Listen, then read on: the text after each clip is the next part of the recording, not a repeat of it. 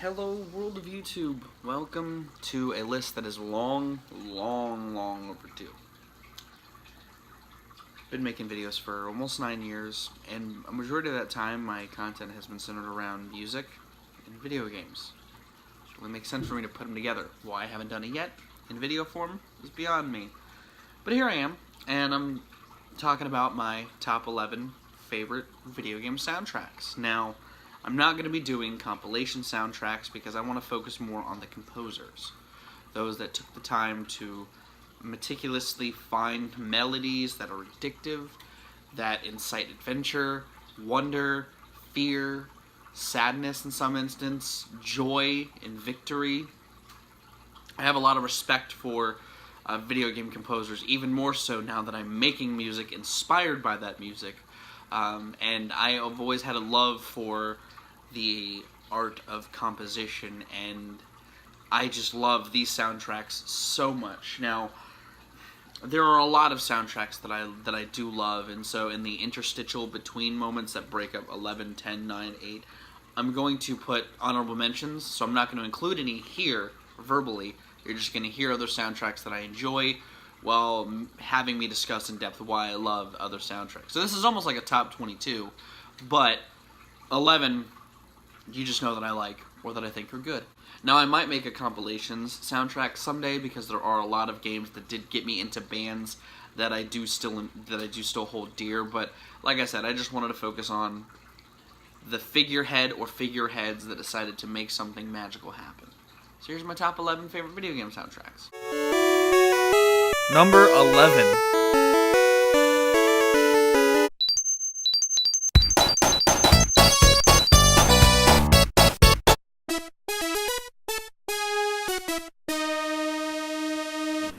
You know a franchise has great music when even its harshest critics say that the music is still up to the quality that the franchise is known for. And Sonic the Hedgehog is that in spades. Even its worst games usually have pretty damn good music. And while there are a lot of great Sonic the Hedgehog games, especially in the Genesis era, that have great soundtracks, this is just my favorite of the bunch. I do really like the Michael Jackson-inspired stuff from Sonic the Hedgehog 3, and Flying Battery Zone from Sonic & Knuckles is one of the best songs ever put to a video game. Sonic the Hedgehog 2 just has a lot of variety within its bits and bloops and blorps. From the mechanical nature of Chemical Plant Zone to the sparse openness of Hilltop Zone and even the laid-back nature of Casino Zone, there's a huge array of just atmospheres that I feel like this game does at its core better than the other Genesis Sonic games. Sure, it's not as dense and forward-thinking as the other soundtracks on the console, but it's a step up from the original without getting too muddled in Genesis sound chip mania. I really like what the Genesis sound chip does here, and what the composer Masato Nakamura does with the Genesis sound chip. There's just a nice openness to the soundscape that I feel like isn't fully there. It's got the same style of the 90s, but it's a little more 91 than it is less 93. And I don't know, I just kind of like it for that. Plus, the bonus stage music is the best of the console, and that's why I use it for the background here. It's just so energetic and full of life. I just love it for that. Number 10.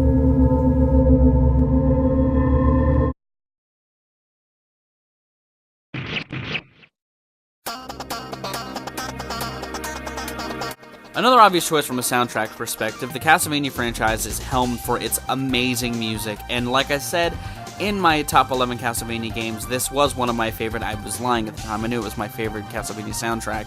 It just does so much for me. I really like what Tomoya Tomita, Masahiko Kimura, and Harumi Ueko, I apologize to my Japanese audience, did with the Castlevania games in this. I love the immediacy of the first level's song, and that's why I like starting with it every single time I talk about it if I ever put it into video, because it's just so immediate and call to arms and get you amped to play a Castlevania game. I think that they utilize the SNES sound chip in a way that works so well and shows why Castlevania works better on this type of soundscape. It's smooth, it kind of enhances its moody atmosphere without losing the punchiness like in the first song or in the boss theme. There's a lot of really cool new songs while also having amazing reinterpretations of franchise homesteads like Vampire Kiss, and Bloody Tears. It's just an all-around, holistically fantastic soundtrack that embodies a lot of what I really like about Castlevania in a really crisp package, and I hope that the original is up to the same caliber as this remake, because it is a fantastic soundtrack. Number 9.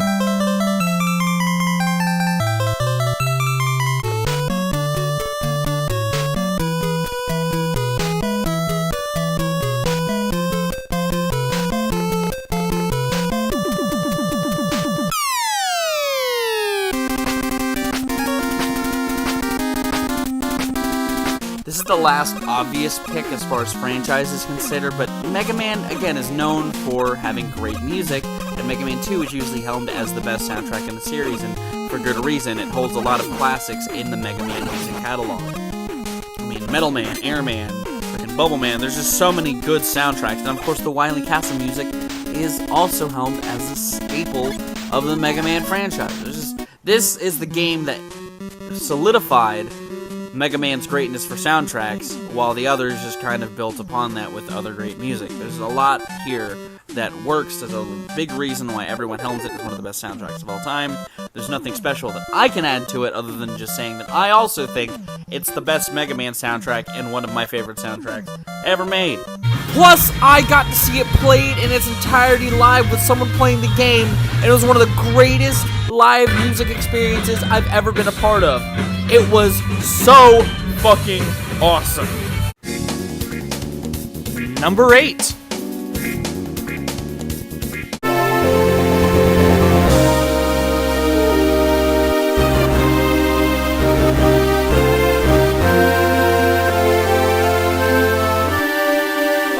While many would put Final Fantasies 4, 7, and maybe even 10 higher up on the list of the best soundtracks of all time, I'm giving this spot to Final Fantasy Tactics Advance for a few reasons. One of them being, I did log a lot of hours into this game, and this game holds a very special place to me in my heart. A lot of these melodies are very nostalgic to me, and a lot of this music is just super ingrained in my brain for that reason.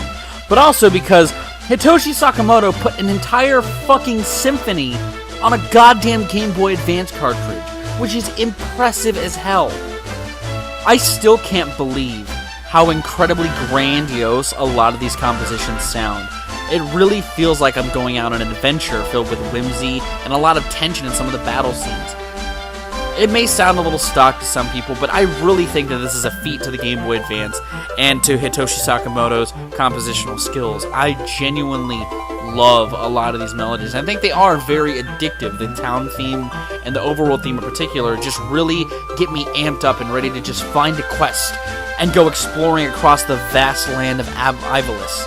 I do also really think the battle themes do a good job at keeping you focused in this tactical landscape. I mean, it sounds really weird to talk about a portable games, RPGs, soundtrack in such a big way, but it's such a big soundtrack that just continues to impress me even to this day. Hats off to you, Hitoshi Sakamoto, because goddamn, this is so good. Number 7.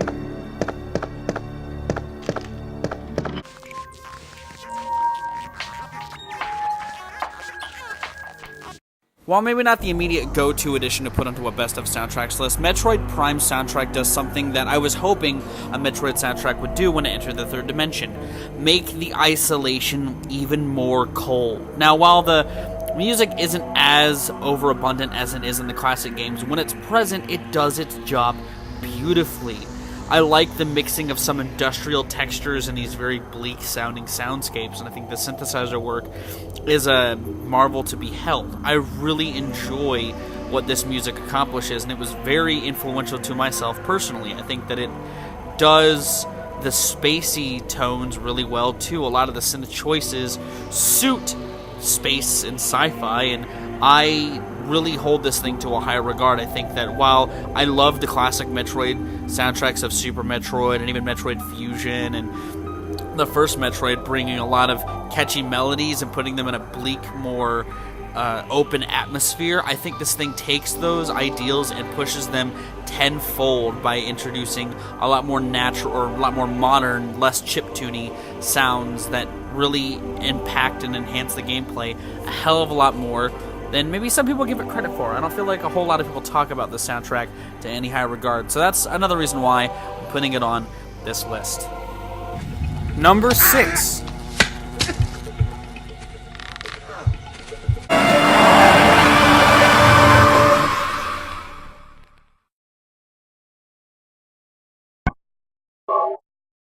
So I'm about to say something that might frustrate some of you in regards to this list. I've yet to play a Silent Hill game. And I know what you're saying, that means you shouldn't put it on a list. But I think soundtracks, if they're good enough, hold weight on their own and don't need the medium to represent it. I think all of the entries on this list do that. They were great in their own respective genres, along with being a companion piece. And I think Akira Yamaoka has made some great industrial horror synth that works very well. Also, I know the story of the first Silent Hill. I've seen playthroughs of it, so I know the story. You know, I could see a bigger argument being made to Silent Hill 2, because I don't know anything about that other than I know it's more bleak and sad. That's what the soundtrack is like that. But I think Silent Hill 1's drive and gearing towards tense industrial pieces in tandem with some very horror synth-inspired stuff really works. It gets my goose going. It makes me feel like I'm in a foggy town where bad shit happens. So, I really like this soundtrack. I think it's scary in its own regard and it doesn't need the game to make it scarier. It just does it on its own. So yeah, that's next game. I know I have nothing else. I'm sorry. Number 5.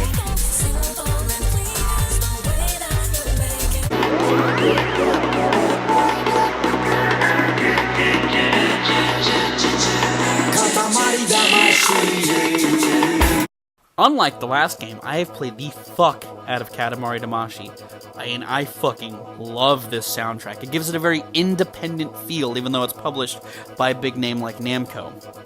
It enhances the very weird control style and story of the game, and I like that it's a mix of very late 90s, early 2000s Japanese music like Shibuya Kai and dance music that was coming out of Japan, almost some like Chibomato shit. Works wonders here, and I think that the music itself does a great job of being almost a perfect slice of time. If you wanted to know what culture was like in the late 90s in some facets, this soundtrack is a great example of that. I love a lot of the arrangements, I love how quirky it is, and I love just how fun it makes the game sound. I can't tell you how many times I've actually just put on this soundtrack and just lounged out to it, because this is my aesthetic. Like when I talked about loving lounge music in a recent video, I wasn't lying. I like the more laid-back cuts on this, and I think that it works very well at representing a genre on its own, while also enhancing the quirkiness of an already weird game. I fucking love this thing, and I really wish they'd make more Katamari Damacy games, because the first one at least, the other ones are okay, but the first one is definitely a modern classic, and its soundtrack is also that. Let's be honest, this thing could have ridden the waves of the opening cut and made the entire rest of the soundtrack shift, but the fact that it is super respectable, and yeah, I do love the opening song for the rest of the soundtrack. Number 4. Jet Grind Radio! Speaking of other games whose soundtrack is perfectly just my aesthetic, Jet Grind Set Radio does a fantastic job at just representing a whole lot I love about not only hip-hop, but how hip-hop could be infused into Japanese music compositions. Because there's a couple soundtracks that I genuinely love that do the same thing, but Hideki Naganuma just fucking perfected it here. A lot of the sample work is just immaculately done. The turntablism is perfect. It's like if trip-hop did cocaine. It's so fucking awesome. I can't tell you how many days I've had Sweet Soul Brother stuck in my goddamn head, or how Grace and Glory continues to be one of my favorite last level themes of all time. Also, I've wanted to rap over a couple of these instrumentals for a long time, so I finally decided to do so. Back in the saddle with habits and habitats that I ride the left and the past, I'm an asthmatic insomniac playing tops of the pin. That's a part of a project that's coming later on down the pipeline, but I do fucking love this soundtrack. I've loved it ever since I was a kid, and I first explored Tokyo Toe. It's just an aesthetic that I cannot get enough of, and I think that Hideki Naganuma and his sample work, like with Sneak Man on the funkier tracks like that, to the just big ol' tracks like Let Mom Sleep, just warm my heart every time I throw them on. I fucking love this thing, and I get dorky over it every time I think about it. Number 3. Put your hands together if you wanna clap.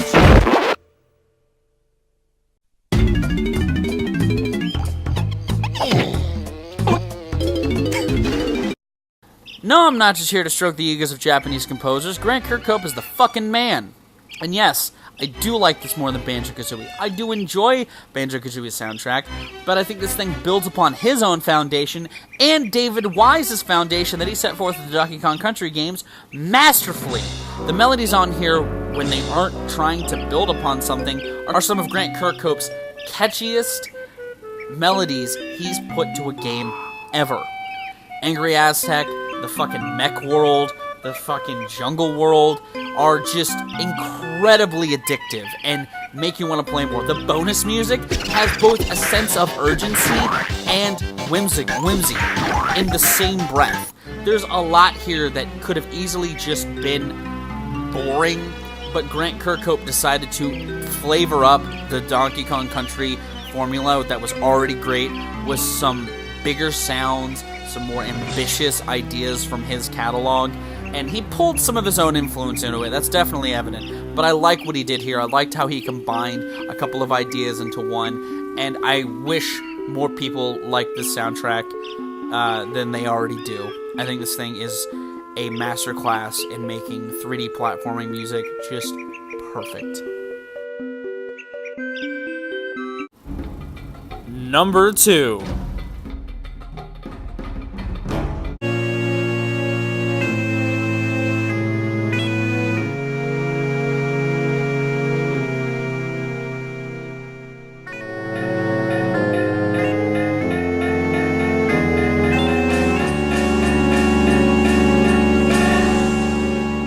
A big trend that came to fruition in the 3D gaming age was theming in its soundtracks. It's evident in Donkey Kong 64, it's evident in games like Ocarina of Time, even Super Mario 64 to a degree, and Diddy Kong Racing as well. All these games have their own individual sounds for a world that are a lot bigger and a lot more tied to various other influences outside of chiptune. Koji Kondo, who is without a doubt one of the best to ever make music for video games, I could put just a whole soundtrack of his works on here, and it would span at least the top 25. The guy knows what he's doing, and with Majora's Mask, he decided to take that concept of theming and turn it on its head by making everything a little bit sad, a little bit foreboding, and a little sinister. There's very few melodies in here that are truly outright happy, and I think that's one of the reasons why I really enjoy it. It really spreads the philosophy and ideas of dread and cynicism and sinisterness to a very broad spectrum. You know, everything from the Wood Temple theme to the Stone Temple Tower theme, even the Great Bay theme, which used to scare me a little bit as a kid. There's a lot here that just is great from a musical compositional standpoint, but enhances the ideas that the game is putting forth tenfold.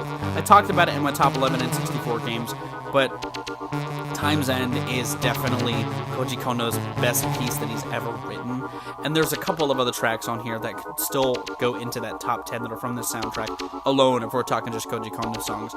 The Song of Healing is amazing. That's a big reason why I covered it. It's one of my favorite Zelda songs.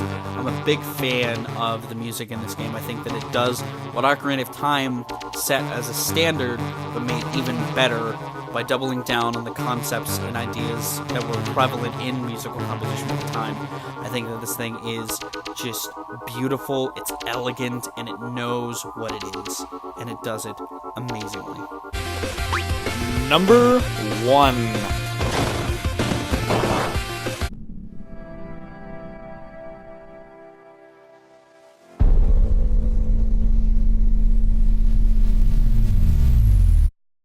You know, this soundtrack is more than just a game soundtrack to me. It was a soundtrack to my life for a long period of time. I don't know what it is about Rich Vreeland's compositional work here, but it is just an embodiment of so much that I love about not only video game compositions, but musical work in general. I think the synth tones here are so very warm, and a lot of the atmosphere he's aiming for, he excels in. I think that had this thing been a bigger success, I think even though Rich Vreeland is getting a lot of work, he's doing a lot for himself, this could have even catapulted him into a bigger status. I really love this soundtrack, and it's hard for me to talk about it because I've sung its praise so much. Like, this thing is on my top 100 albums of all time. I fucking love this thing, and I can't stop listening to it. I've never put this soundtrack down once I started listening to it. I think when it's addictive. When it's atmospheric, it absolutely is entrapping. I think the tones are perfectly met, and I can't praise Disaster Piece and his work any more than I can now. I love this thing. I love this thing so much, and that's why it's my favorite video game soundtrack of all time. There you have it, another one in the books. I don't know when the next top 11 is going to be, but I hope you enjoyed this one, and I hope it got you thinking a little more about the people that make the music in video games, because I've thought about it for so long. So long, actually, that I actually made a top 50 for this a couple of years ago, which you can check down in the description. It tells you where my honorable mentions are ranked, along with a slew of other soundtracks that I really love in a ranked fashion. I actually recently retooled it, because like I said, I never stopped thinking about video game soundtracks. I really love how they're made, and they've inspired me a lot throughout the years. But I've been Viral Rack, you guys like it is, thoughts and situations, and I'll see you another day.